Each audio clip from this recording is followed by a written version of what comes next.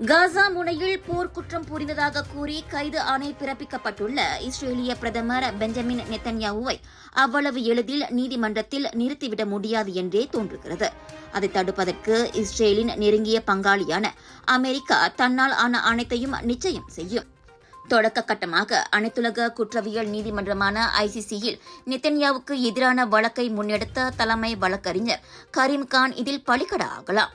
ஜனவரி இறுதியில் Donald Trump மீண்டும் அதிபரானதும் முதல் வேளையாக கரீம்கானுக்கு அவர் தடை விதிக்கக்கூடும் என தகவல்கள் வெளியாகியுள்ளன.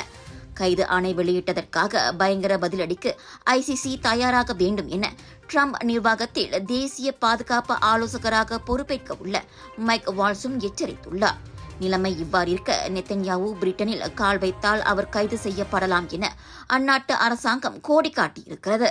நேரடியாக கூறாவிட்டாலும் பிரிட்டன் ஒப்புக்கொண்ட உள்நாட்டு வெளிநாட்டு சட்டத்திட்டங்களுக்கு ஏற்பவே அரசின் நடவடிக்கை அமையும் என பிரிட்டன் பிரதமரின் பேச்சாளர் கூறியிருக்கின்றார்.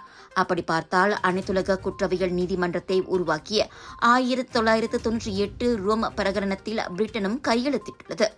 ஐசிசி கைது ஆணை வெளியிட்டால் பிரிட்டனில் அது அமல்படுத்தப்பட வேண்டும் என 2001 பிரிட்டன் வெளியிட்ட ஆணையில் தெளிவாக குறிப்பிடப்பட்டுள்ளது கவனிக்கத்தக்கது.